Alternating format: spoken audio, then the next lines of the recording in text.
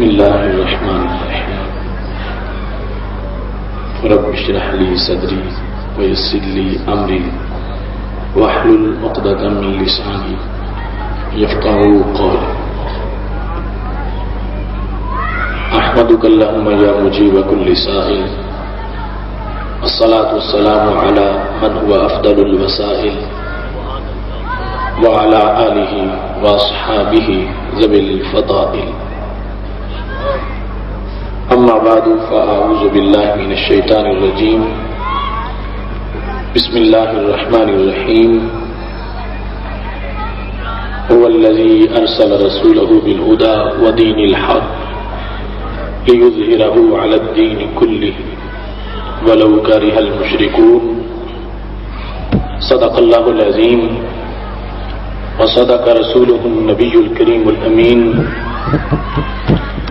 إن الله وملائكته يصلون على النبي يا أيها الذين آمنوا صلوا عليه وسلموا تسليما الصلاة والسلام عليك يا سيدي يا رسول الله وعلى آلك وأصحابك يا حبيب الله مولاي صل وسلم دائما أبدا على حبيبك خير الخلق كلهم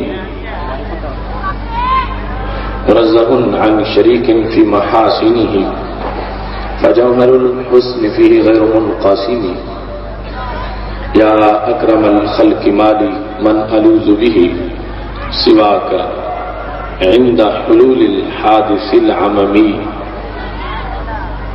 محمد تاج رسل الله قاطبة محمد صادق الأقوال والكلم محمد ذكره روح لأنفسنا محمد شكره فرض على الأمم ربي صل وسلم دائما أبدا على حبيبك خير الخلق كلهم اللہ تبارک و تعالی جل جلالہ وعم نوالہ واتم برہانہ وعظم شانہ وجل ذکرہ وعز اسمہ کی حمد و ثنا اور حضور سرور کائنات مفخر موجودات زینت بزم کائنات دستگیر جہاں غم گسار زمان سید سروران حامی بے قسم قائد المرسلین خاتم النبیین احمد مجتبی جناب محمد مصطفیٰ صلی اللہ علیہ وآلہ واصحابہ وبارک وسلم کے دربار گوہر بار میں ہدیہ درود السلام عرض کرنے کے بعد اور ان کے محفل حضرت صاحبزادہ پیر سید صابر حسین شاہ صاحب گردیزی خطیب اہل سنت حضرت علامہ مولانا غلام مرتضی صدیقی جلالی صاحب زیدہ مجدہ حضرت علامہ مولانا منیر احمد برکاتی صاحب حافظ اللہ تعالی حضرت علامہ مولانا منظور احمد اسد صاحب زیدہ مجدہ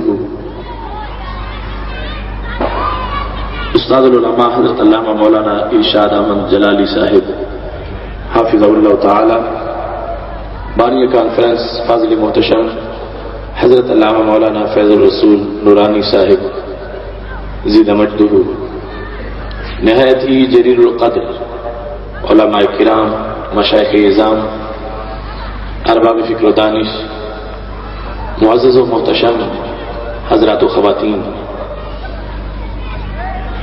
رب ذوالجلال کے فضل اور توفیق سے ادارہ صراط مستقیم پاکستان حلقہ غازی آباد کے زیر اہتمام عظیم الشان غالبہ اسلام کانفرنس کا انعقاد کیا جا رہا ہے. میں اپنی طرف سے ادارہ کی مقامی تنظیم کو خراج تحسین پیش کرتا ہوں کہ انہوں نے نہایت ہی اہم وقت پر بڑے پروقار طریقے سے اس عظیم الشان غلبہ اسلام کانفرنس کا انعقاد کیا ہے.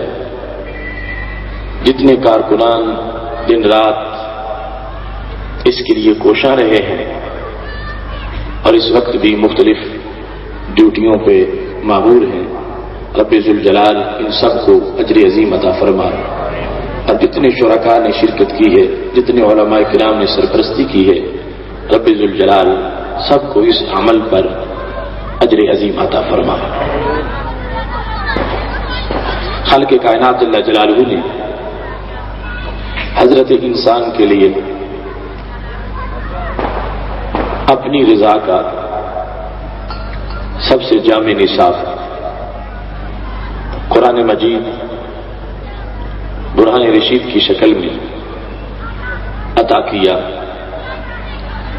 اور انسان کے لیے اسلام کو بطور دین پسند فرمایا اور قائد المرسلین حضرت محمد مصطفیٰ صلی اللہ علیہ وسلم کو بھیج کر اس اسلام کو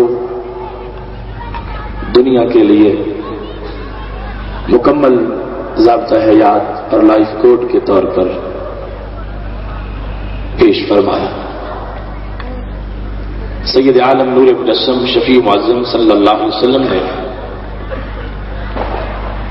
بڑے ہی گمبھیر حالات میں، جب ہر طرف کفر و شرک کا دورہ تھا اور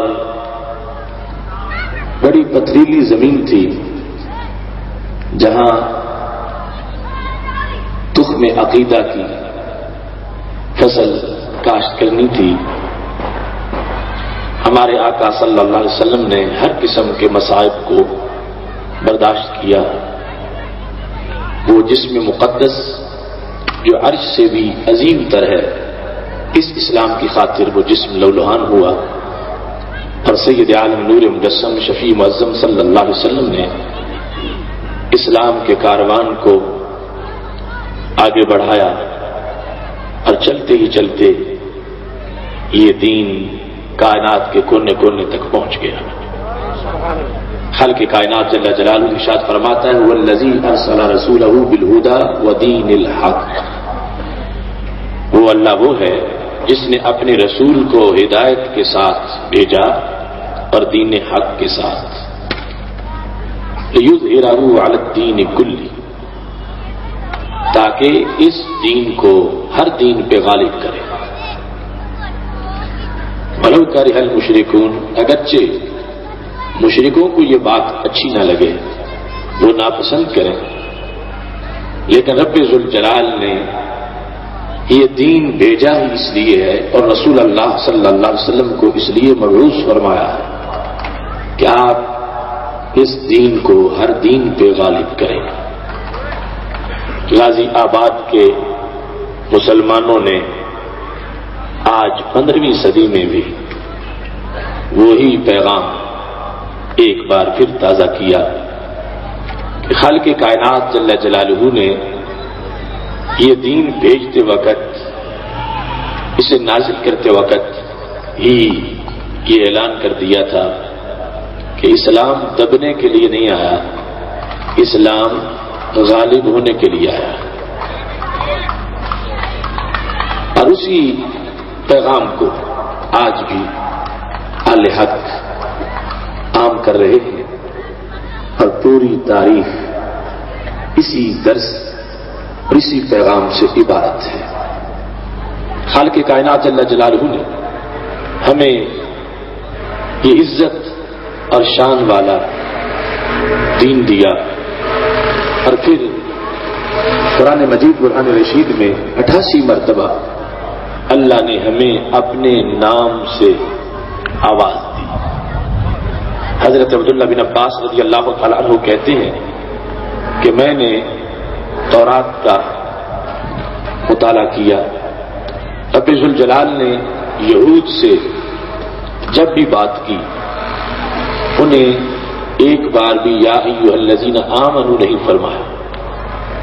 اللہ نے انہیں یا ایھا المساکین کہا، اے مسکینوں تجھ پر یہ حکم لازم ہو گیا ہے. لیکن اس دین کی برکت یہ ہے کہ خالق کائنات جل جلالہ نے قرآن مجید میں 88 مرتبہ اس دین والوں کو یا ایھا الذین آمنوا کہہ کے پکارا ہے. اے ایمان والو، اے مومنین. تو مومن اللہ کا اپنا نام ہے، المؤمن المہیمن العزیز الجبار المتکبر. تو حضرت عبداللہ بن عباس رضی اللہ تعالی عنہ کہنے لگے کہ یہ خطاب جو بار بار رب ذوالجلال کی طرف سے مسلمانوں کو ہے اور ہر صدی کے مسلمانوں کے لیے اللہ کا یہ پیغام، کیونکہ صرف صحابہ کرام علیہم رضوان ہی مخاطب نہیں تھے، وہ اولین مخاطب تھے، اور ان کے زیر سایہ آج کا مومن بھی یا ایھا الذین آمنوا میں اسے خطاب کیا جا رہا ہے. تو حضرت عبداللہ بن عباس رضی اللہ تعالیٰ عنہ کہتے تھے یہ غلبہ اسلام کی نوید ہے جو قرآن مجید میں بار بار ایمان والوں کو سنائی گئی. کہتے ہیں اللہ یہود سے بات کرتا ہے، انہیں مسکین کہتا ہے، انہیں ذلیل اور رسوا کرنے کے لیے خالق کائنات نے قرآن میں آیات نازل کی. انہیں جب بھی ان سے گفتگو کی انہیں مسکین کہا، لیکن ایمان والوں سے اس امت کے متوالوں سے جب بات کی انہیں امن والا کہا، انہیں ایمان والا کہا. یہ واضح کیا کہ اگر دنیا میں کبھی وہ یہود کسی لحاظ سے کوئی فوقیت کہیں پا بھی لیں تو وہ دیر پا نہیں ہوگی، وہ ایک جھاگ جیسی اس کی کیفیت ہوگی. بالآخر وہ ذلیل و رسوا ہو جائیں گے اور غلبہ ملے گا تو دین اسلام کو ملے گا.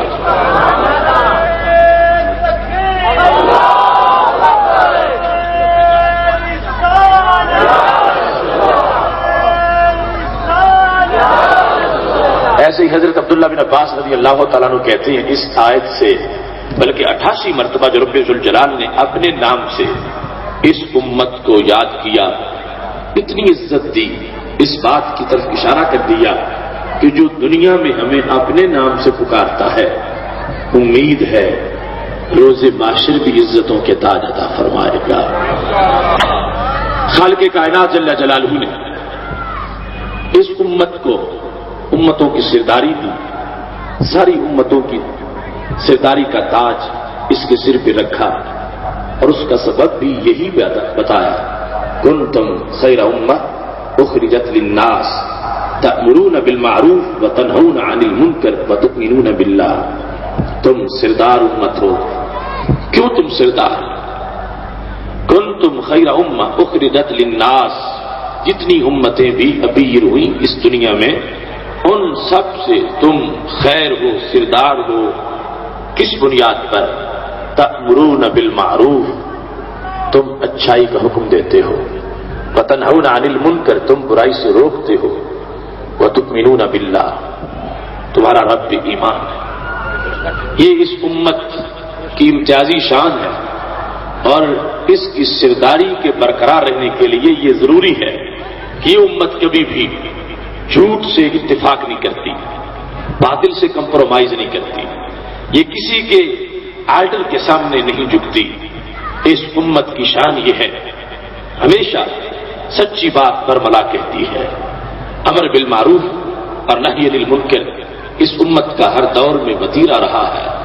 پہلے یہ ہوتا تھا جب نبی دنیا سے تشریف لے جاتے تھے ان کی کتابیں بک جاتی تھیں، آیات فروخت ہو جاتی تھیں، وہ امتیں آیات کے بدلے پیسے وصول کر لیتی تھیں.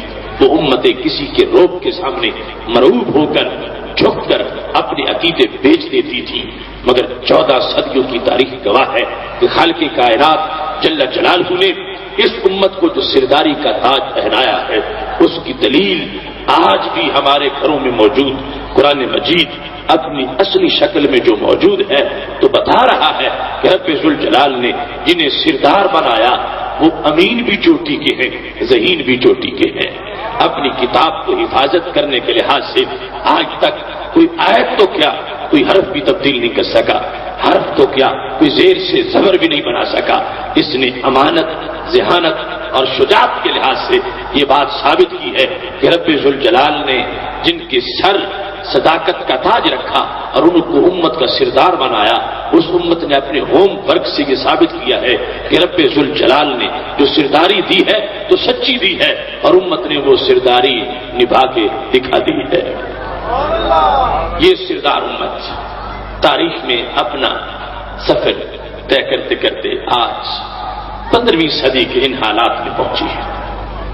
دین اسلام اور اس کے تمام شعبہ جات کے لحاظ سے اس امت نے اپنی ذمہ داریوں کو نبھایا، اور اس حد تک عقیدے کی دولت آج تک محفوظ ہے کہ وہاں جو انبیاء کرام علیہ السلام سے بالمشافہ کلمہ پڑھتے تھے، پہلی امتوں میں بہت سے ہمیں ایسے نظر آتے ہیں جو بالمشافہ اللہ کے نبی کو دیکھ کر جو دین وصول کرتے تھے، ان کا دین بھی بعض کا اتنا مضبوط نہیں ہوتا تھا جتنا آج کے 15ویں صدی کے مومن کا دین مضبوط ہے۔ ادھر وہ پار گزرے حضرت موسیٰ علیہ السلام کی امتی، تو بت پرستوں کو دیکھا بتوں کی پوجا کر رہے ہیں، تو کہنے لگے یا موسیٰ اجعل لنا الہا کما لہم آلہہ، موسیٰ ہمیں تو ایسے خدا دے جیسے ان کے ہیں، تو کس رب کے کلمے ہم سے پڑھواتا ہے؟ وہ براہ راست نبوت سے سیکھنے والے تھوڑے وقت کے بعد بھول گئے اور اللہ کو چھوڑ کر بتوں کی پرستش کی اجازت مانگنے لگے۔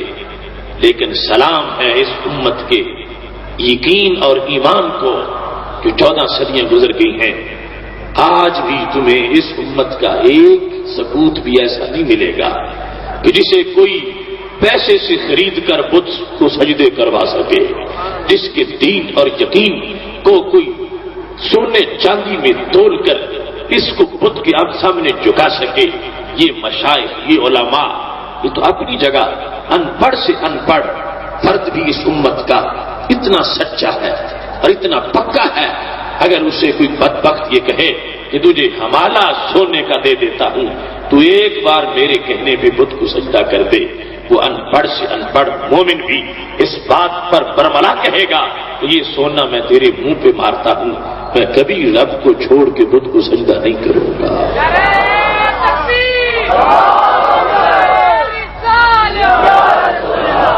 یہ اس امت کا ماضی ہے، یہ اس امت کا تاریخی تسلسل ہے، اللہ کا فضل ہے آج تک وہ دین ہمارے پاس موجود ہے۔ لیکن انحطاط ضرور آیا، زوال آیا، عقیدہ اپنی جگہ محفوظ ہے، معاملات کے لحاظ سے، دین پر عمل کرنے کے لحاظ سے اس میں بہت سی کمزوری آئی۔ اس کمزوری کی کئی اقسام۔ آج غلبہ اسلام کانفرنس آنے والوں بڑے اطمینان سے اور دھیان سے اس پیغام کو سننا، کہ محض فارمیلٹی پوری کرنے کے لیے ہم نے اس اجتماع کا انعقاد نہیں کیا، ایک امانت ہے جو آپ تک پہنچانی ہے، ایک پیغام اور سندیشہ شریعت کا آپ تک پہنچانا ہے، اور آپ نے اس کو سننا بھی ہے، سوچنا بھی ہے، سمجھنا بھی ہے، اور پھر جہاں کمی محسوس ہو یہ عہد کر کے اٹھنا ہے کہ میں اپنی زندگی میں یہ کمی نہیں رہنے دوں گا۔ جب پتہ چل گیا کہ ہمارے آقا صلی اللہ علیہ وسلم ہمیں یہ امانت دے کے گئے ہیں تو جو بے خبری میں ہو گیا وہ ہو گیا، لیکن آئندہ سے توبہ کرتا ہوں کہ جو پیغام میرے آقا صلی اللہ علیہ وسلم نے عرش کا سندیشہ اپنی امت کو دیا ہے، یقیناً مومن کی عزت بھی اس میں ہے، مومن کی عظمت بھی اس میں ہے، دنیا کی کامیابی بھی اس میں ہے، اور عقبہ میں فردوس کے بالا خانوں کی چاندنی بھی اس میں ہے۔ سب سے پہلا عقیدے کے بعد جو دین ہے وہ عبادات کا ہے۔ بہت سے لوگ تو اس سلسلہ میں کمزوری کا شکار کہ جس وقت مسجد میں اذان ہوتی ہے تو وہ محلہ جس میں بالغ مرد 10,000 ہے تو مسجد میں چند لوگ نظر آتے ہیں۔ ایمان صحیح ہے، عقیدہ صحیح ہے، اور رسول اللہ صلی اللہ علیہ وسلم کا فرمان ہے یہ محلے کی مسجد تو جنت ہے، اور اس میں جو اذان ہوتی ہے یہ جنت سے دعوت ملتی ہے۔ اذا مررتم بریاض الجنت فارتعوا، جب تم جنت کے باغات سے گزرو تو اس میں سے کچھ کھا لیا کرو، ان باغات میں سے۔ یہ ہمارے آقا صلی اللہ علیہ وسلم کا فرمان ہے۔ جب کسی نے پوچھا یا رسول اللہ صلی اللہ علیہ وسلم جنت کے باغات آپ کسے فرما رہے ہیں؟ چونکہ جنت آسمانوں کے اوپر ہے، ہم زمین پر ہیں، اور آپ یہ فرماتے ہو اذا مررتم بریاض الجنت فارتعوا، جب جنت کے باغات سے گزرو تو کچھ پھل کھا لیا کرو۔ ہم اس زندگی میں جنت کے باغات کے پاس سے گزر کیسے سکتے ہیں؟ ہم زمین پر ہیں، وہ باغات آسمانوں کے بعد جنت ہے وہاں۔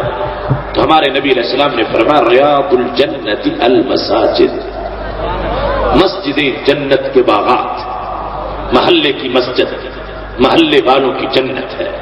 اے مومن تیرا مقام کتنا اونچا ہے۔ وہ پہلی امتیں تڑپ گئیں، ان کے لیے چند مخصوص مقامات تھے، اس امت کا ہر محلے میں کتنا بڑا سٹیٹس ہے، رب نے جنت اس کے گھر کے ساتھ بنا دی ہے۔ محلے محلے میں کئی جنتیں ہیں، اس سے پھر آواز آتی ہے، باقاعدہ دعوت دی جاتی ہے، حی علی الصلاۃ حی علی الفلاح کا پیغام آتا ہے۔ اب جنت گھر کے سامنے ہو، چند فٹ پر جنت موجود ہو، اور پھر وہاں سے سندیشہ بھی آ رہا ہو یہ دروازہ کھلا ہے، آؤ جنت میں آ جاؤ۔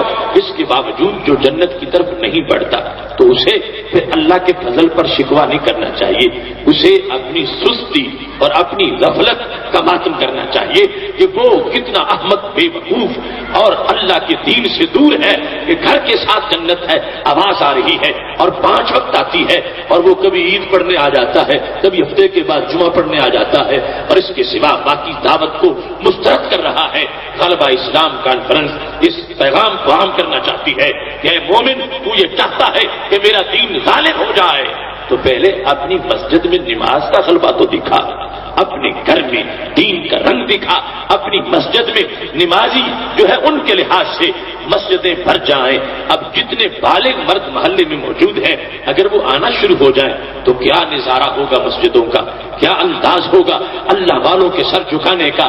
اس واسطے پہلا مرحلہ وہ ہے عبادات کے لحاظ سے۔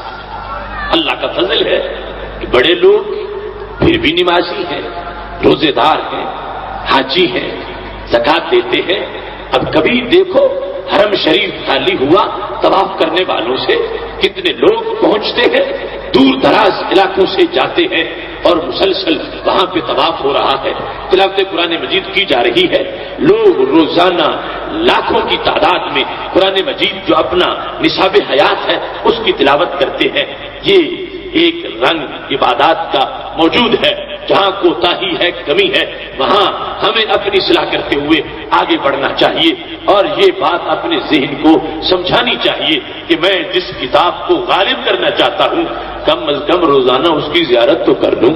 جو نصاب زندگی میں اپنے گلی محلے میں رائج کرنا چاہتا ہوں اس کے بارے میں کچھ سمجھ تو حاصل کروں، اس نظام کی برکت کیا ہے، اس نظام کی ہر عظمت کیا ہے، اس نظام کو اپنائیں تو فائدہ کیا ہوگا، اس نظام کی وجہ سے معاشرے کے کتنے مسائل حل ہو جائیں گے، اس نظام کی وجہ سے سماج کتنا بہتر ہو جائے گا، اس نظام کی وجہ سے غربت کیسے ختم ہو جائے گی، اس نظام کی وجہ سے امن و امان کے مسائل پیدا نہیں ہوں گے، اس نظام کی وجہ سے قتل و غارت گری کے دروازے بند ہو جائیں گے، اس نظام کی وجہ سے خون مسلم کو عزت عظمت اور حفاظت مل جائے گی، اس نظام کی وجہ سے ہر بندے کا مال بھی محفوظ ہو جائے گا، ہر بندے کی عزت بھی محفوظ ہو جائے گی۔ لہذا بندہ مومن کو غلبہ اسلام کے لیے قرآن کی طرف دھیان کرنا چاہیے، قرآن پڑھنا چاہیے، قرآن کی تلاوت کے ساتھ قرآن سمجھنے کی کوشش کرنی چاہیے۔ یہ علماء کرام کی کثیر جماعت اور مجمع میں بیٹھے ہوئے علماء کرام، یہ اس وقت ہمارے لیے سعادت ہے کہ ہم ایسی سرزمین پہ نہیں رہتے جہاں زمین بنجر ہو، زمین بانج ہو، جو عالم پیدا نہ کرے، جس زمین سے صوفیاء صلحاء پیدا نہ ہو۔ نہیں، یہ مجمع کا رنگ، یہ سٹیج کا رنگ ہمیں اس بات پر پوری طرح مطمئن کر رہا ہے کہ زمین بانج نہیں ہوئی، ابھی بھی تقوی کی فصلیں تیار ہو رہی ہیں، اور ابھی بھی علم کے گلشن آباد ہوتے جا رہے ہیں۔ لہذا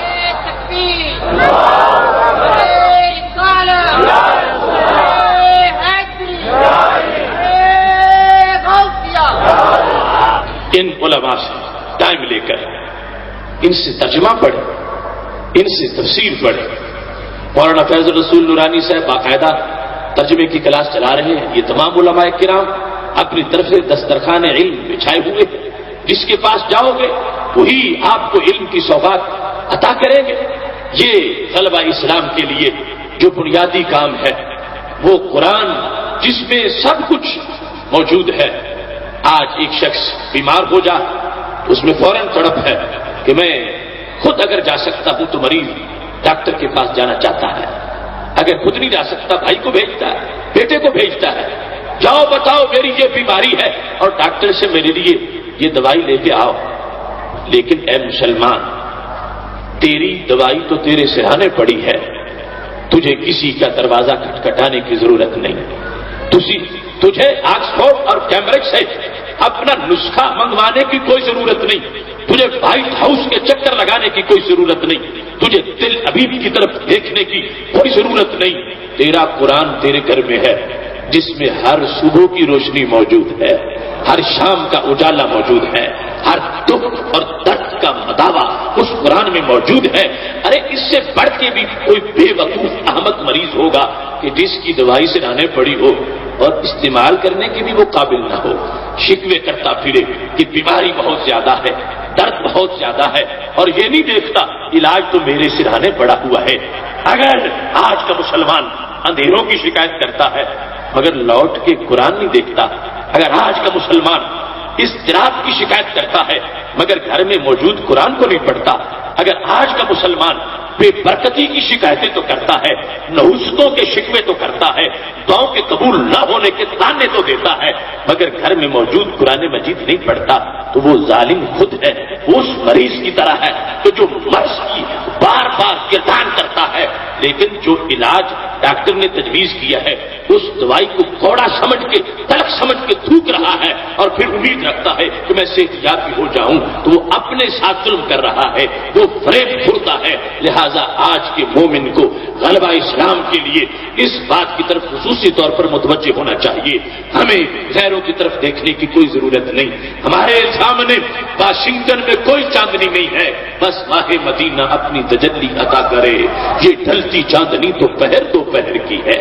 باقی سب روشنیاں بالآخر اندھیرے ہیں، باقی سب چاندنیاں بالآخر ضائع ہو جانے والی ہیں۔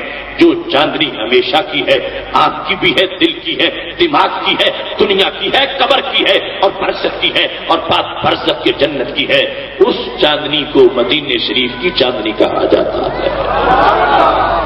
اس واسطے قرآن مجید برہان رشید کی طرف متوجہ ہوتے ہوئے اپنے نظام زندگی کو سنوارنا یہ مومن کا کام ہے۔ وہ لوگ جو عبادات کی طرف بھی متوجہ نہیں، ان کو عبادات کا پیغام دینا، اور جو عبادات کی طرف متوجہ ہیں مگر معاملات میں دین سے دور ہے، یہ مرض پہلے مرض سے بھی زیادہ ہے۔ آپ کو محلے میں بے نمازیوں کے مقابلے میں جو نمازی نظر آتے ہیں اور وہ لوگ جو بے روزوں کے مقابلے میں روزے دار نظر آتے ہیں، ان نمازیوں روزے داروں میں پھر اگر آپ دیکھیں کہ ان میں کتنے ہیں جو اپنے معاملات زندگی اسلام کے مطابق گزار رہے ہیں، تو بہت تھوڑی تعداد ایسی ہوگی۔ آج دکانوں پہ جو سودے بکتے ہیں وہ خدا معاف کرے 80% ایسے ہوں گے کہ جن کی شریعت میں اجازت ہی نہیں ہے۔ آج جو معاہدے تجارتی ہوتے ہیں، مثال کے طور پر ایک چھوٹا سا دفتر ہے جس میں ٹیلی فون پر انٹرنیٹ پر سودے ہو رہے ہیں اور کنٹینر کراچی کھڑے ہیں، وہاں سے سودا یہاں فون پہ خریدا گیا اور پھر دوسرے فون پہ بیچ دیا گیا، تو ہمارے نبی علیہ السلام نے تو فرمایا جب تک اس کو اپنے قبضہ میں نہ لے لو آگے بیچنا حرام۔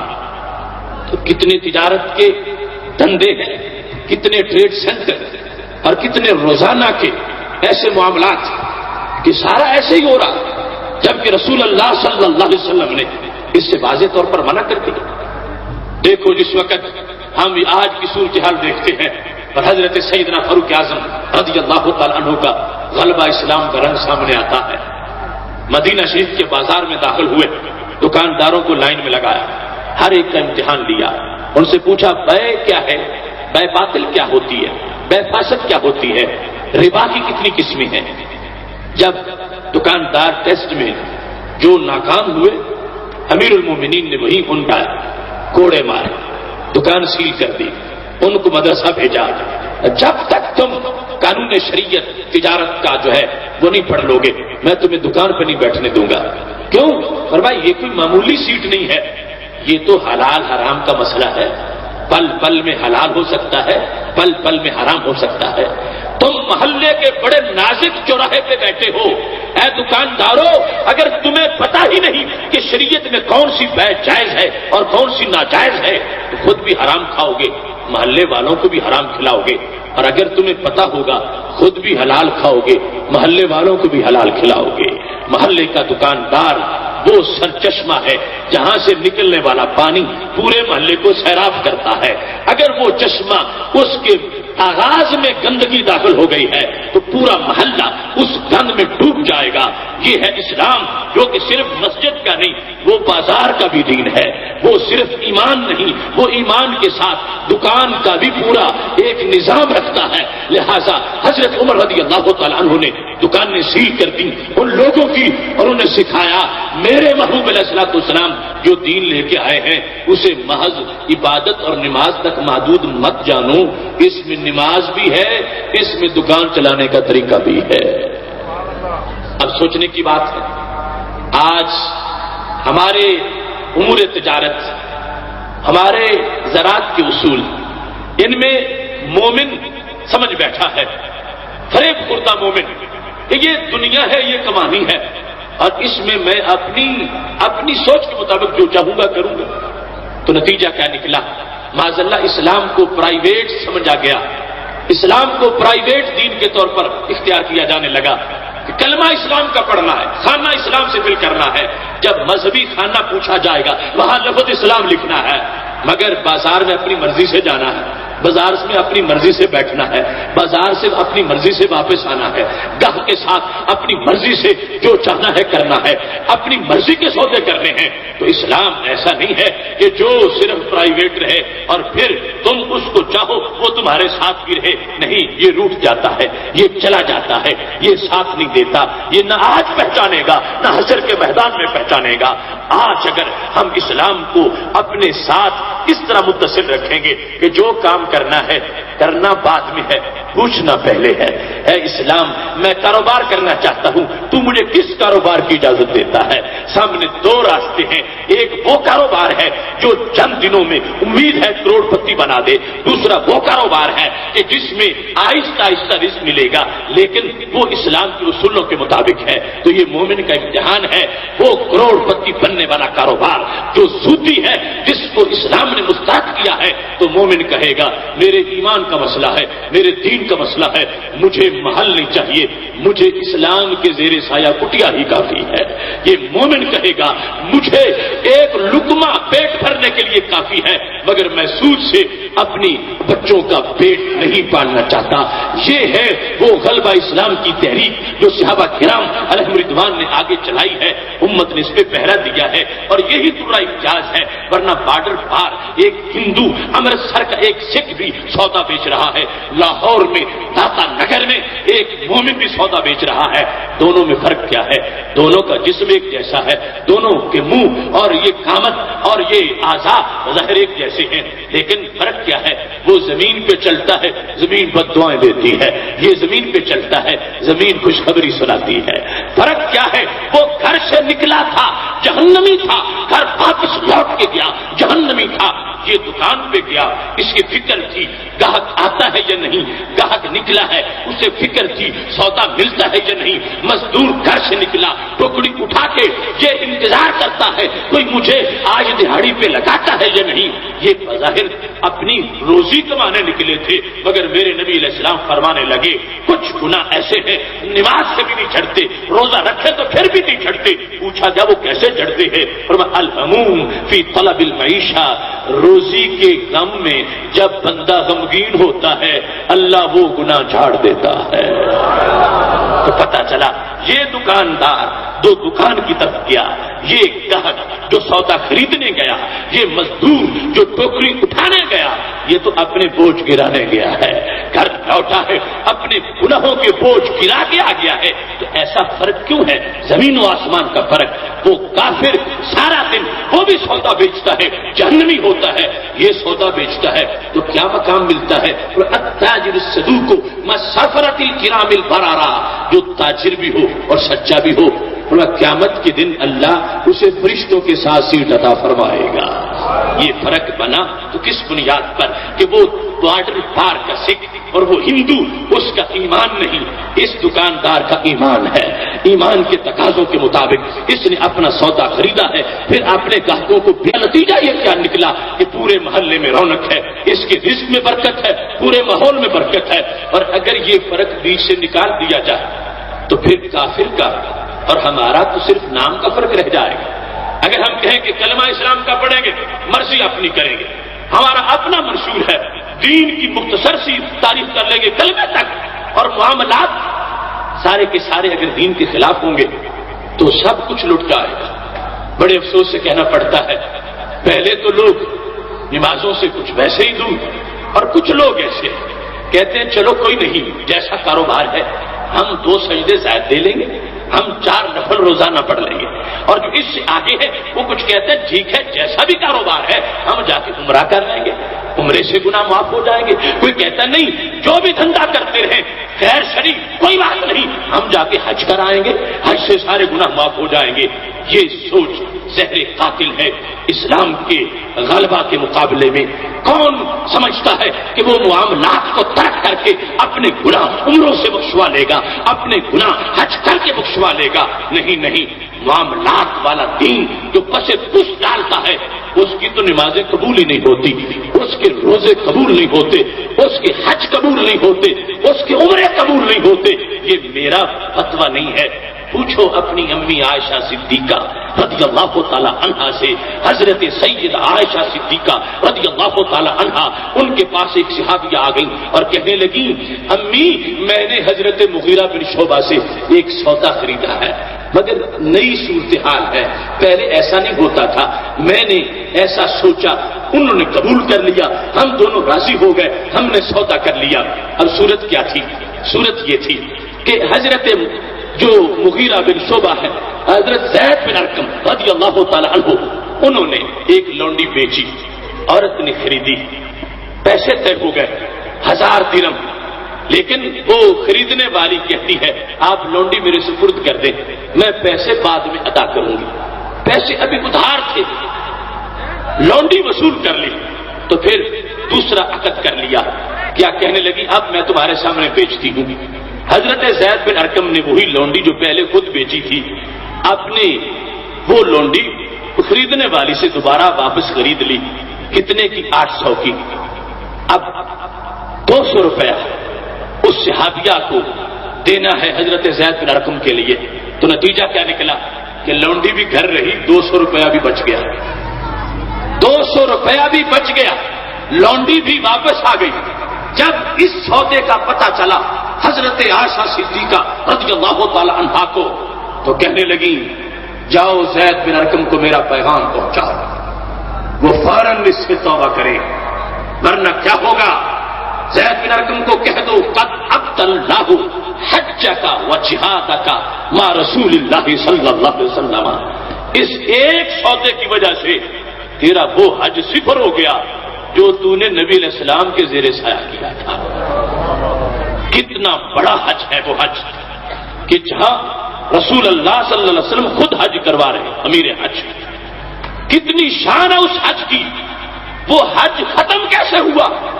ایک ناجائز سودے سے، اور جس کو آج ہر طرف رائج ہے، ایسی کوئی ایسی چینز بنی ہوئی ہے اور ایسے روزانہ سودے ہو رہے ہیں، وہاں ایک سودے پر حضرت عائشہ صدیقہ رضی اللہ تعالی عنہا نے وارننگ دی ان کو کہ زید بن ارقم توبہ کر لو، ایک تو تمہارا حج بھی گیا، پھر جہاد کا مع رسول اللہ صلی اللہ علیہ وسلم، جو تم نے نبی علیہ السلام کے زیر سایہ کافر مارے، جہاد کیا اسلام کی خاطر، وہ جہاد جہاں فواکہ ناکا اونٹنی کا ایک مرتبہ دودھ نکالے، دوسری مرتبہ پستانوں میں دودھ آنے تک وہ منٹ ڈیڑھ جو گزرتا ہے، یہ کہا ہمارے نبی علیہ السلام نے کہ اتنی دیر بھی میدان جنگ میں یا محاذ پر جس نے وقت گزارا ہے اس کو ہم نے جنت دے دی ہے۔ اب کیا نکلا نتیجہ؟ عطاشہ صدیقہ فرمانے لگی سن لو زید بن ارقم تمہارے سارے جہاد باطل ہو گئے، تم نے رسول اللہ صلی اللہ علیہ وسلم کے ساتھ مل کر جو اسلام کی سربلندی کے لیے جہاد کیے، وہ جہاد جس کے ہر قدم پہ جنت ملتی ہے، زید بن ارقم تمہارے سارے جہاد باطل ہو گئے۔ تو کیا ان کا جرم کیا تھا؟ انہوں نے کوئی شراب نوشی کی تھی، کوئی ڈاکہ ڈالا تھا؟ نہیں، بیع کا ایک ایسا طریقہ اپنا لیا جس کو آج سارے ہضم کیے ہوئے ہیں الا ماشاء اللہ۔ اس پر حضرت عائشہ صدیقہ رضی اللہ تعالی عنہا نے ان کو وارننگ کی اور فوراً طائب ہو گئے، توبہ کی، حاضر خدمت ہوئے حضرت عائشہ صدیقہ رضی اللہ تعالی عنہا کے پاس، اور آئندہ ایسے ویسے مکمل طور پر برات کا اظہار کر دیا۔ آج کون سمجھائے اس قوم کو؟ آج کے بازاروں میں داخل ہو کے دیکھو، آج کے ٹریڈ سینٹر ان کے جو اپنے انداز ہیں کھڑے ہوئے، غلبہ اسلام مہم ہماری ان لوگوں کے لیے ہے، پلٹ کے اپنا دین پڑھو، لوٹ کے گنبد خضرا کو دیکھو، کعبے کی وہ انوار دیکھو، گنبد خضرا کی ہریالی دیکھو۔ یہی تو ہمارا فرق ہے کافروں سے۔ کافر کی دکان پہ گاہک آیا، دکاندار نے کہا میں بھی راضی ہوں، گاہک نے کہا میں بھی راضی ہوں، تو دونوں نے کہا سودا ہو گیا۔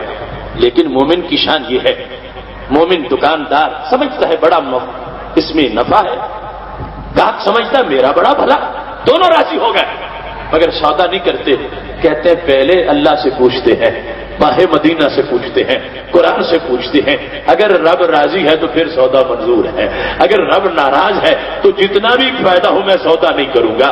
یہ ہے مومن کا مقام کہ وہ اپنی عبادات کے ساتھ ساتھ اپنے معاملات کو بھی شریعت کے تابع رکھتا ہے۔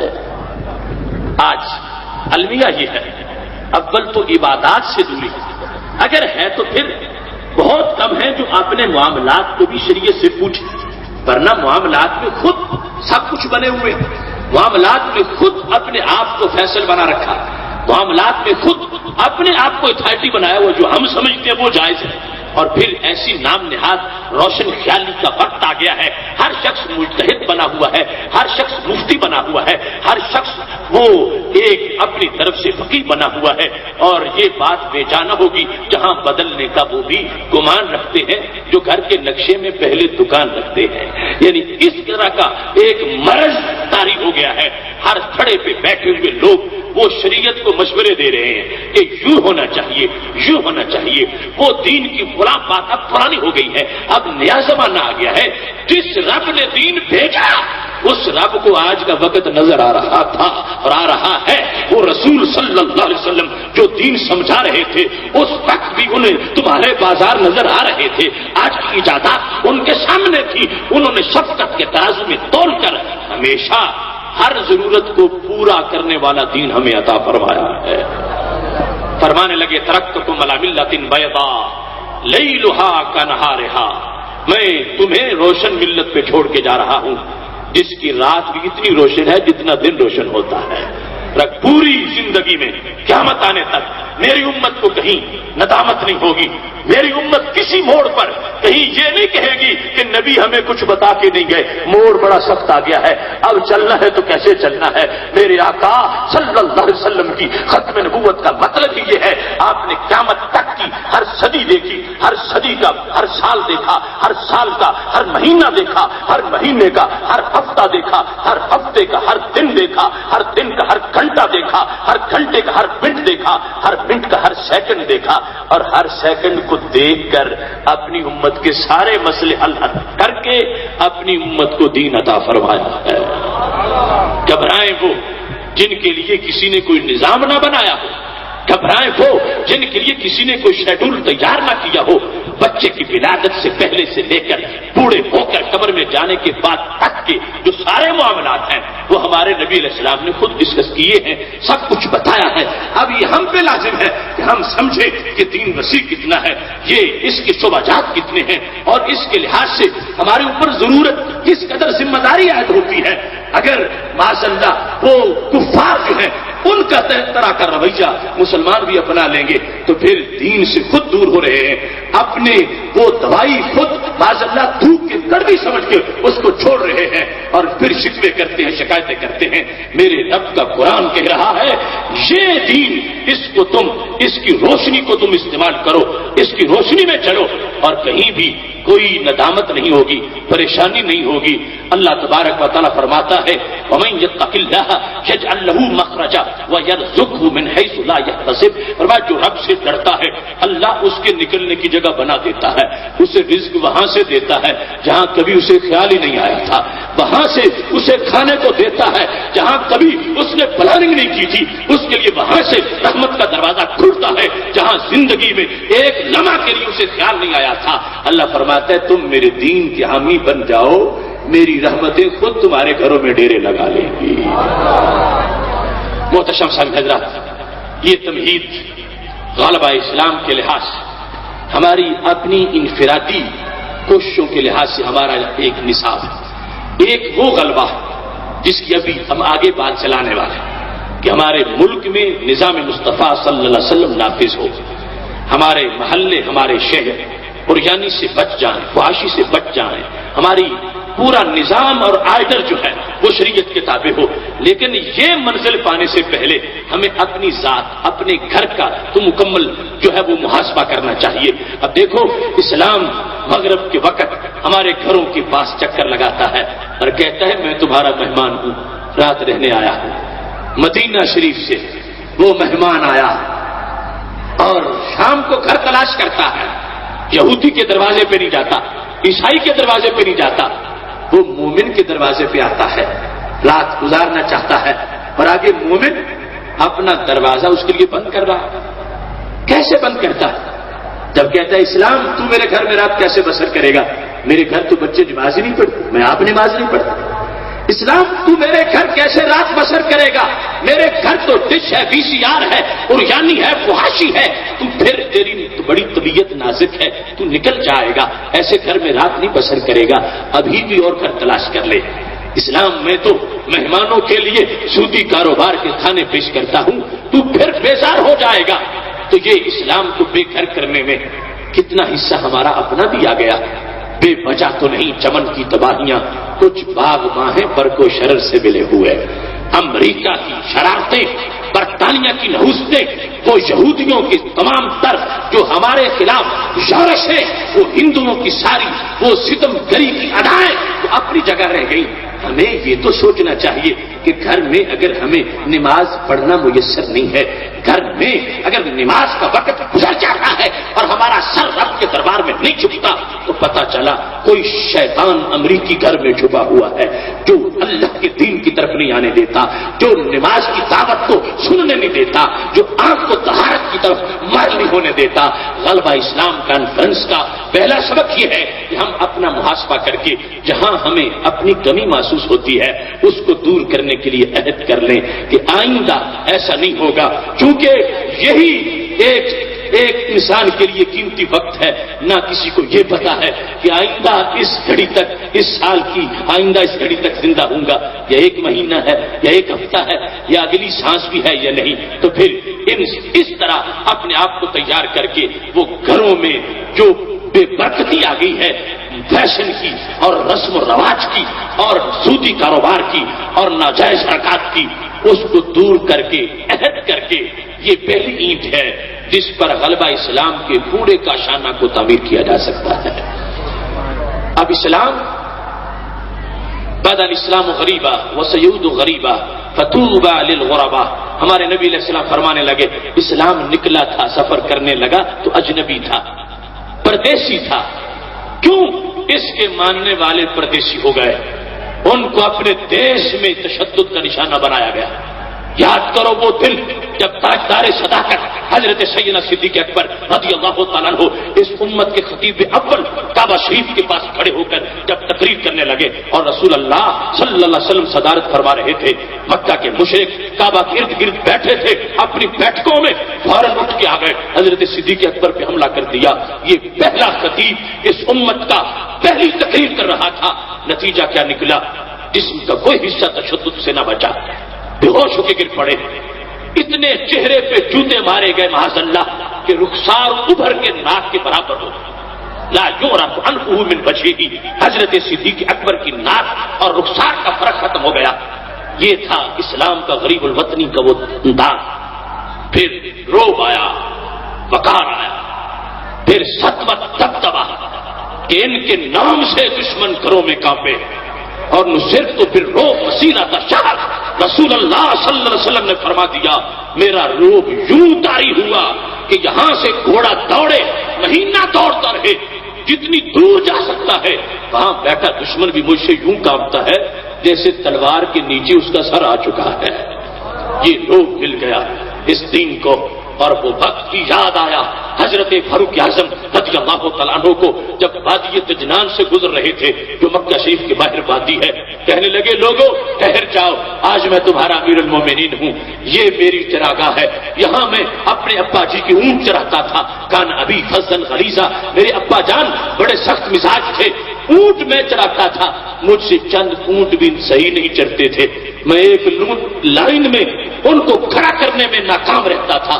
ابا جی سے مجھے جھڑکی آتی تھی، مجھے ان کی طرف سے مختلف قسم کی باتیں سننی پڑتی تھیں، مگر اسلام کی عظمت کو میں سلام کرتا ہوں. آج میں نے اس عمر نے جس نے اسلام سے پہلے اونٹ چرانے میں بھی ناکام پوزیشن حاصل کی، وہ عمر اسلام کے بعد یہ مقام حاصل کر چکا ہے. فرمانے لگے میں نے مشرق و مغرب کو ایک لائن میں کھڑا کر دیا ہے. اب کوئی کیسر، کوئی کسرا میرے سامنے دم مارنے کو تیار نہیں. یہ عزت دی ہے مجھے میرے اسلام نے. جب کوئی بندہ میرے سامنے کھڑا ہو کر اس اسلام کی خلاف ورزی نہیں کر سکتا. یہ روب دبدبا بھی اسلام کو ملا. ہمارے نبی علیہ السلام فرمانے لگے سیعود غریبا، پھر پردیسی ہو جائے گا، پھر پردیسی ہو جائے گا. آج وہ اسلام پردیسی، ہم اس کے میزبان لیکن پھر بھی وہ پردیسی. جس کا ایک میزبان ہو وہ بھی پردیسی نہیں ہوتا. جس اسلام کے ماننے والے 1 ارب سے زائد ہیں، 1.5 ارب تک، وہ پردیسی کیوں ہو گیا؟ اس اسلام کو پردیسی کیوں کہا جا رہا ہے؟ میرے محبوب علیہ الصلوۃ والسلام نے صحابہ کے سامنے جب یہ بات بیان کی تھی، صحابہ سے یہ فرمایا میرے صحابہ یوشک ان تداع علیکم الامم کما تداع الاکلۃ الی کسأتها، قریب ہے وہ وقت مجھے نظر آ رہا. کب؟ فرمایا جب ساری امتیں یعنی ساری نیشن، یونائٹڈ نیشن، الامم المتحدہ، ساری قومیں اتحاد کر کے تمہیں کھانے کے لیے آ جائیں گی. کیسے؟ فرمایا جیسے ایک پلیٹ ہو اور کھانے کے لیے لوگ دوسروں کو بھی بلا کے لے آئیں جن کی آپس میں مقاصد متحد ہے. وہ ملت کفر وہ تمہیں پلیٹ سمجھ کے آپس میں وہ ایک الائنس بنا لیں گے، اتحاد بنا لیں گے، تمہیں کھانے کے لیے آ جائیں گے. صحابہ کو بڑا تعجب ہوا، کہنے لگے یا رسول اللہ صلی اللہ علیہ وسلم، ہمیں کھانے کے لیے، اس امت کو کھانے کے لیے، اس خیر الامت کو کھانے کے لیے ساتھ اکٹھے ہو جائیں گے؟ بڑا تعجب کیا کہ ہم اس وقت تھوڑے سے ہیں، ہم نے دشمنوں کو ناکوں چنے چبوائے ہیں. کیا اس وقت جس وقت کی آپ محبوب بات کر رہے ہو کیا امت تھوڑی ہوگی؟ اس وقت آپ کے غلام تھوڑے ہوں گے؟ من قلت نحن یومئذ، اس وقت آپ کا نام لینے والے کلمہ وہ تھوڑے ہوں گے؟ ہمارے نبی علیہ السلام کو سب کچھ نظر آ رہا تھا، فرمایا تھوڑے نہیں ہوں گے، صحابہ تجھ سے کہیں زیادہ ہوں گے. تو پوچھا پھر کیوں ایسا ہوگا؟ پھر کیوں پلیٹ بن جائیں گے دنیا کے دشمن کھائیں؟ کیا نگاہ نبوت نے دیکھا؟ آج دیکھ لو افغانستان کو، آج دیکھ لو پاکستان کو، آج دیکھ لو عراق کو.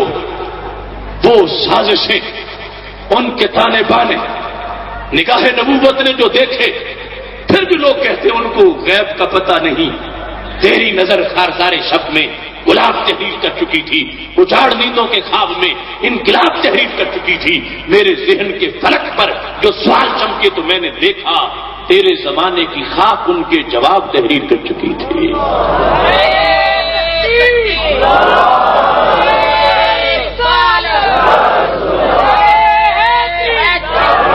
میرے بھائیوں، وقت سوچنے کا ہے. جذبات میں آنے کا نہیں. اسلام پردیسی ہے، ہم اس کے میزبان ہیں. ہمارے ہوتے ہوئے اسلام پردیسی ہے. عام چھوٹا سا مہمان کسی کا رات گلی میں رہ جائے اس کی عزت کا سوال ہوتا ہے. یہ چھوٹا مہمان نہیں، یہ عرش سے آنے والا اسلام، وہ اسلام جس کی خاطر طائف کے بازار میں ہمارے نبی علیہ السلام نے اپنا خون پیش کر دیا، وہ بدر میں قربانیاں لینے والا اسلام، وہ احد اور خندق کے مارکوں کا اسلام، وہ کربلا کے راستے شہدائے کربلا کے خون سے قربانی پا کے آگے بڑھنے والا اسلام. آج اس کے ہم میزبان ہیں اور وہ پردیسی ہے. ایسے میں غلبہ اسلام کانفرنس میں ہمیں سوچنا ہے کہ ہم اپنے اسلام کو دل بھی دیں، دماغ بھی دیں، گھر بھی دیں، محلہ بھی دیں، اپنا شہر بھی، اپنا وطن بھی اس اسلام کے لیے پیش کریں جو اسلام رات میں گلیوں میں چکر لگاتے لگاتے رات گزار دیتا ہے. اور اسے گھر رکھنے کے لیے الا ماشاء اللہ سارے لوگ ایک جیسے نہیں، لیکن بہت سے لوگوں کی طرف سے اس اسلام کو آج شکایت ہے، اسے گھر نہیں دیا جا رہا، اسے گھر میں ٹھہرایا نہیں جا رہا. سنو، میرے نبی علیہ السلام کی طرف سے ایک ٹکٹ ملی ہے جنت کی. کس کو؟ فرمایا طوبی للغرباء، فرمایا جو میرے اسلام کو گھر میں رات رکھے گا میں اس کو جنت کی ٹکٹ عطا کرتا ہوں. آج سب جنت چاہتے ہیں تو جنت کی ٹکٹ اس اسلام کے ساتھ وابستہ ہے، جنت کی ٹکٹ اسلام کے ساتھ پیار میں ہے، جنت کی ٹکٹ اسلام کے ساتھ دوستی میں ہے، اسلام کو اپنانے میں ہے. دوستی نام کی کافی نہیں، دوستی نعرے کی کافی نہیں، دوستی روح کے اندر اسلام کو اتارنے کی ہے، دوستی جس کی حلال کی شکل میں اسلام کو اپنانے کی ہے، دوستی کاروباری زندگی میں اور ہر طرف عریانی فحاشی کے مقابلہ میں اسلام کے ساتھ پیار کی ہے. دوستی یہ ہے بڑے بازار میں جس وقت ہر طرف بے پردہ عورتیں چل رہی ہیں، یہ اپنی نگاہ کو صاف کر کے سنبھال کے گزر جاتا ہے. یہ دوستی ہے جس وقت ہر طرف عریانی فحاشی کا لاوا پھٹ رہا ہو اور گندے گیت فضاؤں میں ہر طرف بولے جا رہے ہوں، جو اپنے کان بند کر لے اور اپنے کانوں میں میوزک داخل نہ ہونے دے. اس نے اسلام سے پیار کر لیا ہے، اس نے اسلام سے دوستی کر لی ہے. جس نے سودی کاروبار کو ترک کر کے وہ تجاروں جو سود سے مل سکتی تھی اس کو چھوڑ کر ٹوٹی سائیکل پہ گزارا کر کے اسلام کے ساتھ اپنی وفا کا ثبوت دیا ہے. میرے نبی علیہ السلام فرماتے ہیں میں تمہیں جنت کی ٹکٹ عطا کر دیتا ہوں. قیامت کا دن ہوگا، رسول اللہ صلی اللہ علیہ وسلم ارشاد فرماتے ہیں ہر عبادت اللہ کے دربار میں آئے گی. یہی وہ پوری تقریر کا خلاصہ ہے. نماز بھی آئے گی، روزہ، حج، زکات، سب. زکات، نماز آئے گی. الصلاۃ، اے اللہ میں نماز ہوں. اللہ فرمائے گا بیٹھ جا، انک علی خیر، تم خیر پر ہو. روزہ، الصوم، میں روزہ ہوں. اے اللہ تم بھی بیٹھ جاؤ، تم بھی خیر پر ہو. ہر عبادت کو رب بٹھائے گا. اتنے میں آ جائے گا اسلام. اللہم انت السلام وانا الاسلام. اے اللہ تو ہے سلام، تیرا نام سلام ہے اور میرا نام اسلام ہے. اے اللہ میں آ گیا ہوں. اللہ فرمائے گا یہ پہلی بار جملہ، بکا اخذو و بکا اوتی. اسلام آج راج تیرا ہے، جسے تو چھڑائے گا اسے چھوڑوں گا، جسے تو گرفتار کرائے گا اسے پکڑ لوں گا. ساری نمازیں آئی، ان کو ایک ایک کر کے ساری عبادات کو بٹھایا. فرمایا فیصلہ اسلام سے کروانا ہے. جس نے دنیا میں اسلام کا بازو پکڑا ہے اسے کہوں گا آج اسلام اس کا بازو پکڑ لے، اس کو جنت میں لے جا، اس کو اپنے ساتھ لے جا. جس نے دنیا میں اسلام سے نظریں پھیری، فیشن کو دیکھا، اسلام کو پسے پوچھ ڈال کے رسم و رواج کو دیکھا، اسلام کو چھوڑ کے برادری قسم کو دیکھا، اسلام کو چھوڑ کر زمانے کے خیالات کو ترجیح دی ہے، اسلام نظر نہیں ملائے گا، نگاہ نہیں ملائے گا، ہاتھ نہیں پکڑے گا، چھوڑ دے گا. لہذا آج وقت ہے، یہ غلبہ اسلام کانفرنس ہمیں پیغام دے رہی ہے. ہم اپنے حصے کا ابتدائی کام تو کریں، اپنی ذات کے لحاظ سے، اپنے گھر کے لحاظ سے اسلام کو ذات میں، گھر میں جگہ دیں. آج اسلام کے ساتھ جو وفا کرے گا انشاءاللہ اسلام اکیلا جنت میں نہیں جائے گا، اس ساتھی کو ساتھ لے کے جنت میں جائے گا. جب ہمارے نبی علیہ السلام فرما رہے تھے امت تو بہت زیادہ ہوگی مگر میرے صحابہ پلیٹ بن جائے گی. صحابہ نے پوچھا پھر زیادہ ہوگی کیوں پلیٹ بنے گی؟ اور میرے صحابہ تم ہو فولادی مومن، وہ ہوں گے ریت کے مومن، اصابہم الوہن، ان کو وہن کا مرض لگ جائے گا۔ وہن کا مرض، پوچھا ومل وہن، وہن کا مرض کیا ہوتا ہے؟ حب الدنیا وکراہیت الموت۔ وہن کا مرض یہ ہوگا انہیں موت یاد نہیں آئے گی، دنیا کے نشے میں ڈوبے رہیں گے۔ یہ ہے بیماری جس کا علاج نبی علیہ السلام نے کیا اور تشخیص پہلے کر دی۔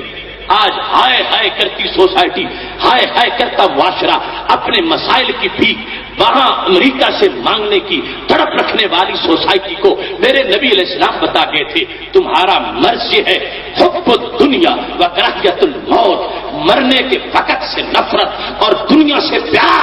فرمایا جس وقت ایسا مرض لگ جائے گا میرے صحابہ ان لوگوں تک پیغام پہنچا دینا، اگر وہ چاہتے ہیں کہ پھر وہ وقت آئے جو اس سٹیٹ کا تھا جس میں مدینہ شریف میں ہر طرف امن سکون آ گیا تھا۔ فرمایا یہ لوگ جو میرا کلمہ پڑھ چکے ہیں یہ دنیا سے محبت چھوڑ دیں، فکر آخرت اپنا لیں، پہلے والی بہار آ جائے گی۔ یہ ساری باتیں تو پہلے ہو چکی، آج کے حالات کا انالیسس تو ہو چکا، نبی علیہ السلام نے خود بیان کر دیا، بیماری بھی بیان کر دی، علاج بھی بتا دیا۔ ہم غلامان نبی، ہم عاشقان رسول صلی اللہ علیہ وسلم یہ ساری یقین اور ایمان کی عظمتیں رکھتے ہوئے بھی ان باتوں کو سن کے اگر کانوں کی لذت تک محدود رکھیں، ان کو سن کے کانوں سے نکال دیں، ان کے سن کے اپنے ذہن میں جگہ نہ دیں تو پھر فضول ٹائم ہے سارا، فالتو پروگرام ہے سارا۔ اور اگر اس کو بٹھا لیں، چند بندے بھی اپنے دل میں اس کو جگہ دیں کہ یہ عام حکیم کی بات نہیں، یہ تو کائنات کے سب سے بڑے حکیم کی بات ہے، جنہوں نے اس امت کے جو حبیب بھی ہیں طبیب بھی ہیں، جن کو امت سے پیار بڑا ہے، کانٹا پاؤں میں چبھے امتی کے درد انہیں محسوس ہوتا ہے، وہ یہ چاہتے ہیں کہ میرا امتی جہنم میں نہ جائے، اس واسطے روگ بتایا، کن کن کے عیب بتائے اور پھر ان کا علاج بتا دیا۔ اب یہ تو مریض بھی ہے نا کہ وہ دوائی کو استعمال کرے، ہاں کرے گا تو یہ 100% گارنٹی ہے بیمار نہیں رہے گا، اگلے دن ہی رب اس کو صحت عطا فرما دے گا۔ قبرص کی جنگ میں جب مسلمانوں کو فتح حاصل ہوئی، یہ قبرص کی جنگ وہ جنگ ہے، حضرت ام حرام بنت ملحان رضی اللہ تعالی عنہا کے گھر میں نبی علیہ السلام آرام فرماتے تو اس جنگ کی خبر دی تھی۔ 11 مقامات پر یہ حدیث شریف بخاری شریف میں موجود ہے۔ قبرص کی جنگ جب ہوئی دور حضرت عثمان غنی رضی اللہ تعالیٰ عنہ، یہ پہلی جنگ تھی، بحری جنگ کہ جس کے بعد قبرص فتح ہوا۔ قبرص بہت بڑی سٹیٹ جب مسلمانوں کے قبضے میں آ گئی، قبرص کے لوگ قیدی ہو گئے، عجیب منظر تھا، مال غنیمت کی فراوانی اور قبرص کے وہ لوگ جنہوں نے آگے مزاحمت کی ہے، کلمہ نہیں پڑا، ان کو رسیوں میں جکڑ کے ان کو جانوروں کی طرح جب بند کر کے رکھ دیا گیا۔ حضرت ابو درداء رونے لگے، تصور کرنا اس وقت کا، اور آج امریکی پنجروں میں بند مسلمانوں کا۔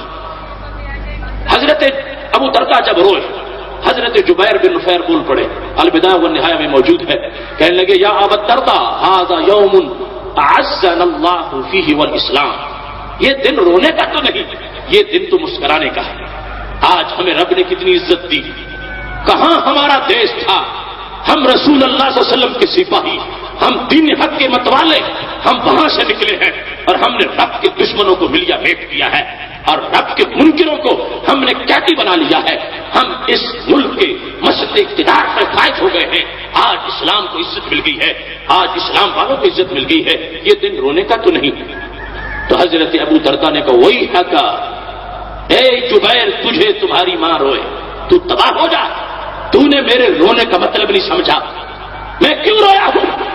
ان ھذی کانت امۃ قاہرہ، یہ ایک مستقل حکومت تھی، ان کا اپنا پورا نیٹ ورک تھا، فوج تھی، سٹیٹ تھی، لیکن کیا ہوا اب جانوروں کی طرح رسیوں میں جکڑے گئے۔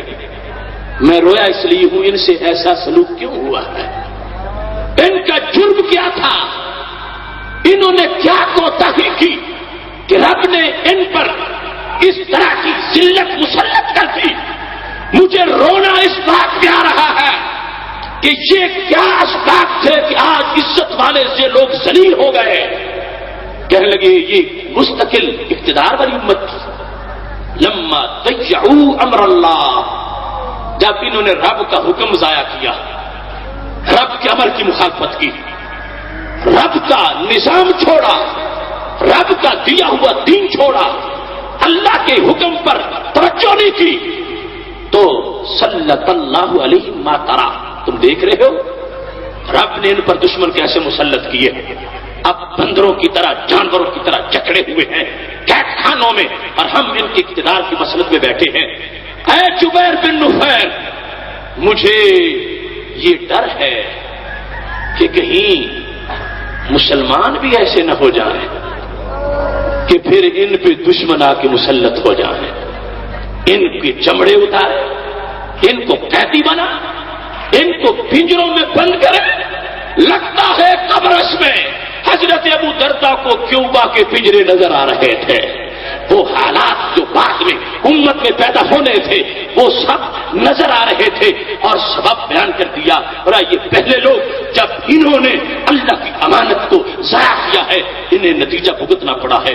اگر یہ ہماری امت میں بعد میں ایسے لوگ ہو جائیں گے جو رب کے آرڈر اور اقتدار، رب کے حکم اور اس کی نیابت کو ضائع کر کے اپنی مرضی کے نظام چلائیں گے، اپنی مرضی کے نصاب زندگی بنائیں گے، اپنی مرضی کے دستور اور قانون بنائیں گے، جب وہ شریعت مصطفیٰ صلی اللہ علیہ وسلم کو چھوڑ دیں گے تو رب ذوالجلال ان کو بھی ایسا دن دیکھنے پہ مجبور کر دے گا۔ وہ صورتحال آج ہمارے سامنے ہے۔ اس ملک کو بنے ہوئے کتنے سال گزر گئے، لیکن جس مقصد کے لیے بنا تھا وہ تو اس کا ایک دن بھی پورا نہیں ہوا۔ سمندر کی مچھلی سمندر سے باہر نکالے، پانی کے بغیر وہ تڑپتی رہے گی۔ خدا کی قسم ہے مچھلی کے لیے اتنا پانی ضروری نہیں جتنا پاکستان کے لیے نظام مصطفیٰ صلی اللہ علیہ وسلم ضروری ہے۔ اگر کوئی یہ سمجھتا ہے کہ اس ملک کو دین سے دور رکھ کے اس کے پرابلم ہم سالو کر لیں گے، اس کے مسائل ہم حل کر لیں گے، وہ احمقوں کی جنت میں رہتا ہے۔ پاکستان میں صرف ایک بنیاد پہ امن قائم ہو سکتا ہے کہ اس میں رسول اللہ صلی اللہ علیہ وسلم کے دین کو نافذ کر دیا جائے، ورنہ اس میں الجھنیں، اس میں سازشیں، اس میں یورشیں، اس میں تعصبات، اس میں طبقاتی کشمکش، اس میں صوبوں کی جنگ، اس میں دھماکے، یہ ساری چیزیں جو ہیں وہ ہوتی رہیں گی۔ پاکستان کی بقا اس مقصد کے لیے ہے جس مقصد پر اسے حاصل کیا تھا۔ ہمیں پاکستان سے پیار ہے، اور یہ پیار دو طرح سے ہے۔ ہر پرندہ بھی اپنے گھونسلے سے پیار کرتا ہے، ہر فقیر اپنی کٹیا سے پیار کرتا ہے۔ یہ پاکستان ہوم لینڈ ہے ہمارا، مادر وطن ہے ہمارا، ہمیں اس سے پیار ہے، مگر پاکستان بحیثیت وطن اس کی ثانوی حیثیت ہے۔ پاکستان سے ہمارا پیار اس لیے ہے کہ یہ ہمیں مدینہ شریف کا نقشہ نظر آتا ہے، جس بنیاد پر فاران کی چوٹی پہ کھڑے ہو کر رسول اللہ صلی اللہ علیہ وسلم نے اعلان کیا تھا، ابو جال کے مقابلے میں دو قومی نظریہ پیش کیا تھا، اور بالآخر کر مدینہ شریف میں ایک سٹیٹ بن گئی تھی اور ایک ملک بن گیا تھا، سلطنت بن گئی تھی۔ وہ ملک جغرافیائی کشمکش کا نتیجہ نہ تھا، وہ ملک بولی کی لینگویج کی بنیاد پہ نہیں بنا تھا۔ مدینہ شریف کی سٹیٹ گورے کالے رنگ کی بنیاد پہ مارز وجود میں نہیں آئی تھی۔ مدینہ شریف کی سٹیٹ کی قبائلی نظام یا طبقاتی نتیجے میں وہ مارز وجود میں نہیں آئی تھی، وہ سلطنت کلمے کی بنیاد پہ بنی تھی، لا الہ الا اللہ محمد الرسول اللہ۔ جس کلمے پر مدینہ شریف کی سٹیٹ بنی ہے، اس پورے روئے زمین پر صرف ایک ملک اور ہے جو اس کلمے پہ بنا ہے، اس ملک کو پاکستان کہا جاتا ہے۔ سلام ہے کروڑوں بار بر صغیر کے مسلمان کو جس نے فنکشنل اور پریکٹیکل طریقے سے اسلام کو ثابت کر کے دکھایا۔ بتایا جائے زمین کے کون سے خطے کے وہ لوگ ہیں جنہوں نے دین کی محبت میں گھر چھوڑے اور اتنی تعداد میں چھوڑے ہوں۔ 2 کروڑ مسلمانوں نے اپنے گھر چھوڑے دین کی خاطر، ایمان کی خاطر، پاکستان بنانے کے لیے 2 کروڑ مسلمانوں کی ہجرت، یہ ایک ریکارڈ ہجرت ہے جو کریڈٹ ہے بر صغیر کے مسلمان کا۔ 2 کروڑ نے گھر چھوڑا، 10 لاکھ نے جان دی، 90,000 عورتوں کی عزتیں لوٹیں، پھر یہ پاکستان بنا۔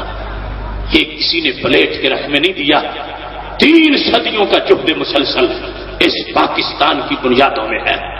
3 صدیوں کے اندر ہمارے اسلاف نے جہاد کیا، یہ پاکستان بنا، اور پاکستان بننے کے بعد ہمارے اسلاف نے اس میں نظام مصطفیٰ صلی اللہ علیہ وسلم کے نفاذ کے لیے کوششیں کی، یہاں تک کہ اسلام آباد پولی کلینک ہسپتال میں قائد اہل سنت امام سے احمد نورانی صدیقی کی روح نکل رہی تھی تو نظام مصطفیٰ کے صبر میں نکل رہی تھی۔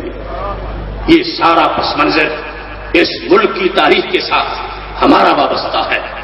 کرایہ دار لوگوں کو مکان کی عظمت کا پتہ نہیں ہوتا، لیکن جو مالک ہو اسے تو پتہ ہوتا ہے۔ کرایہ دار تو کرایہ دار ہے، اگر مکان چل گیا کہیں اور جا کے کرائے پہ لے بیٹھے گا، لیکن جنہوں نے مٹی کی اینٹوں سے نہیں خون جما کے اپنا پاکستان بنایا تھا ان کا آج ملک چل رہا ہے۔ وہ بدخواہ جو اس میں دھماکے کر رہے ہیں، یہ تو کل بھی یہ کہتے تھے، اکھنڈ بھارت کا نعرہ لگا رہے تھے، گاندھی کو رسول السلام کہہ کے ممبروں پہ بٹھا رہے تھے، اور اس وقت بھی کہہ رہے تھے ملت از وطن، ہماری ملت وطن سے ہے۔ لیکن ہم نے کہا تھا، ہمارے اسلاف نے کہا تھا، تحریک خلافت والوں نے امام احمد رضا سے فتویٰ لیا تھا، انجمن حمایت اسلام نے لاہور سے اعلی حضرت سے اپنے مسئلے کا حل پوچھا تھا۔ بانی پاکستان محمد علی جناح جیسے لوگ جب ہندو مسلم اتحاد کے سفیر بنے ہوئے تھے، ابھی 1906 کا زمانہ تھا، اس وقت میرے امام نے اہل سنت کے امام احمد رضا فاضل بریلوی نے یہ نظریہ پیش کیا تھا کہ ہندو کے ساتھ مل کر انگریز کی مخالفت کرنے کا کوئی فائدہ نہیں ہے، یہ تو یوں ہی ہے فرّ من المطر وقام تحت المیزاب، جیسے بارش سے بچنے کے لیے دوڑ کے پر نالے کے نیچے کھڑے ہو جائیں تو بارش سے دوڑنے کا فائدہ کیا ہوگا؟ چھوڑ تو ہندو سے ہمارا کوئی فطری اتحاد نہیں ہے، ہندو جو اور ہے ہم اور ہے، ہم جدا طریقے سے انگریز کے خلاف جہاد کریں گے۔ اس فتوے نے محمد علی جناح کو راہ راست دکھائی اور بانی پاکستان اور قائد اعظم کے لقب پائے۔ اس فتوے کی بنیاد پر اقبال اپنے تصورات کو ایک نئی دنیا میں لے گئے اور پاکستان مارز وجود میں آیا۔ اس وقت بھی دیوبند کا فتویٰ کیا تھا؟ میں کہوں تو شاید تم کہو کہ تم سخت باتیں کرتے ہو، وہ شاعر مشرق ان کی کلیات اقبال میں یہ لکھا ہوا ہے آج بھی، عجم ہنوز نتانت رموز دی ورنہ یہ دیوبند حسین احمد اینچے پل اجبیس سرود پر ممبر کے ملت از وطنس چے بے خبر از مقام محمد عربیس بمصطفیٰ ورسان خیشرا کہ دین ہماؤس گربعون رسیدی تمام بولہ بیس۔ اقبال کہنے لگے کتنا پاگل احمد بے وقوف انسان ہے یہ جو یہ کہتا ہے کہ ملت از وطنس، کہ ملت وطن سے بنتی ہے۔ مطلب کیا ہے؟ لوگوں چھوڑ دو تحریک پاکستان کو، پاکستان کا نام مت لو، ہند کو تقسیم کرنے کی باتیں مت کرو، یہ سازش ہے ہند کو تقسیم کرنا۔ کیوں؟ جب ہندو اور ہمارا وطن ایک ہے، ہندو کا وطن ہمارا وطن ایک ہے تو ہماری ملت بھی ایک ہے۔ اتنا بگاڑ آ گیا ہند کا، مسلمان جو ان چرنوں میں چل رہا تھا کہنے لگا ہندو کی میری ملت ایک ہے، یاد نہ رہا گاؤں کا فرق کیا ہے؟ وہ ماتا کہتا ہے ہم اسے قربان کرتے ہیں۔ پتہ نہ چلا ان لوگوں کو، اقبال کو غصے میں یہ بھی کہنا پڑ گیا سطوت توحید قائم جن نمازوں سے ہوئی وہ نماز ہند میں نظر بریمن ہو گئی۔ ہر طرف توحید کی عصمت نمازوں سے قائم ہوتی ہے، مگر ہند کے کچھ نمازی وہ ہیں جنہوں نے نمازیں بریمنوں کے سپرد کر دی ہیں، وہ نعرے لگا رہے ہیں کہ ملت وطن سے بنتی ہے، ملت وطن سے بنتی ہے۔ اقبال کہنے لگے ملت وطن سے نہیں، نبی علیہ السلام کی نسبت سے بنتی ہے۔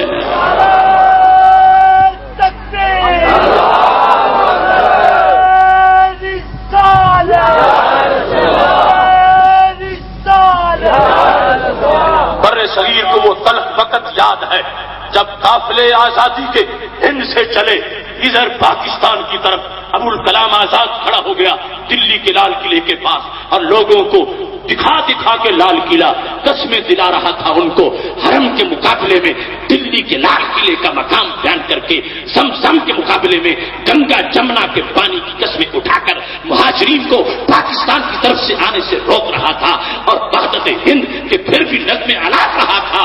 مگر یہ سنی حقیقت اور سنی غیرت ہے کہ جس نے کسی طرح کے فتنے کو بھی قبول نہیں کیا اور اپنا سفر شروع کیا، 3 صدیوں کا جہاد مسلسل کرتے ہوئے وہ ملک حاصل کیا جس کو مدینہ شریف کا عکس جمیل کہا جاتا ہے۔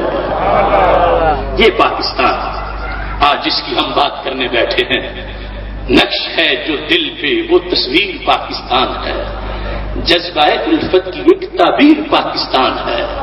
کون اب تصویر کر سکتا ہے ارض عشق کو، مصطفیٰ کے نام کی جاگیر پاکستان ہے۔ کرایہ اس کو ہڑپ بھی کرتے رہے اور اب اس کو جلا دینا چاہتے ہیں۔ ساری زندگی جہاد کے نام کی کھالیں لے کر اب جہاد کشمیر کو حرام کہا جا رہا ہے۔ اس پاکستان کے ہر باسی کے خون کا سودا کیا جا رہا ہے۔ دیکھو کب سے یہ کلچر شروع ہوا، پہلے کلاشنکوف، پھر بم دھماکے، پھر خودکش حملے، یہ پورا تسلسل ہے پاکستان کو اجاڑنے کا۔ اگر اب بھی تم جاگتے نہیں ہو تو پھر تمہاری داستان تک بھی نہ ہوگی داستانوں میں۔ وقت آ گیا ہے، گھر والوں ان کرایہ داروں کے مقابلے میں اپنے گھروں سے باہر آ، اس پاکستان کو جسے ملک نہیں مسجد بنایا گیا تھا، اس کے دونوں دشمن، وہ کچھ جو مندر اس کو بنانا چاہتے ہیں، وہ نام نہاد روشن خیال، وہ بھی مجرم کم نہیں ہے جو یکے بعد دیگرے اس ملک کی کرسی اقتدار پہ بیٹھے، مگر اس کو دین نہیں دیا، اس کو نظام مصطفیٰ صلی اللہ علیہ وسلم نہیں دیا، اپنی تجوریاں بھرتے رہے مگر اس پاکستان کو اس کی روح نہیں دی، وہ بھی برابر کے مجرم ہیں۔ اور دوسرے وہ قبضہ کرو جو مسجد کو قبضہ کر کے اپنا مورچہ بنانا چاہتے ہیں، اہل سنت مسجد کی عظمت کو برقرار رکھنے کے لیے میدان عمل میں آ گئے ہیں۔ سنی اتحاد کونسل اہل سنت و جماعت تنظیموں کا متحدہ پلیٹ فارم ہے جس سے ہم اس آواز کو بلند کر رہے ہیں۔ اے پاک فوج، تو نے پاکستان کی قوم کی غیرت کی اذان پڑی ہے۔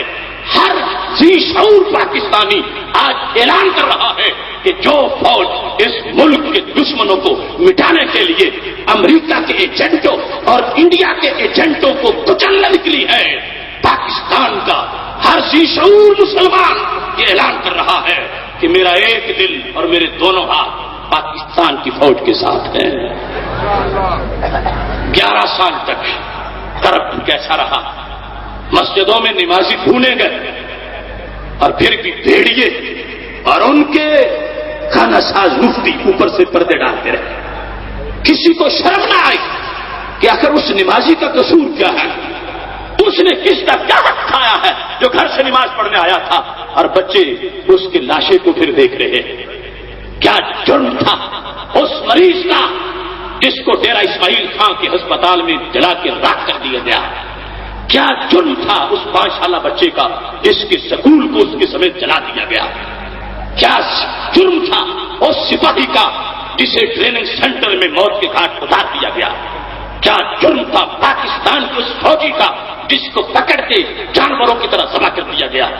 یہ سارے ستم اس ملک میں ہوتے رہے اور زرد صحافت کہتی رہی یہ کوئی اور ہاتھ ہے، یہ کوئی اور ہاتھ ہے۔ بارود جو داڑھی کے نیچے چھپا ہوا تھا لوگوں کو نظر نہیں آ رہا تھا، شر جو پگڑی کے نیچے چھپا ہوا تھا لوگوں کو نظر نہیں آ رہا تھا۔ ہم سال ہر سال سے یہ بات بیان کر رہے تھے مگر قوم توجہ نہیں کر رہی تھی۔ اب وقت آ گیا ہے، اب وہ گند خود باہر آ گیا ہے، اب مجرم نے خود اقبال جرم کر لیا ہے۔ اب جب پاکستان کی پارلیمنٹ، پاکستان کی کورٹس کا جب انکار کیا گیا تو پھر یہ لوگ اپنی حکومتوں، اپنی وکالتوں کے پیش نظر اب انہیں ڈر آنے لگا، ورنہ ان کے ڈنڈے سے وہ 25 صفحات کا وہ نظام عدل 45 منٹ میں پڑے بغیر کیسے پاس کر دیا گیا؟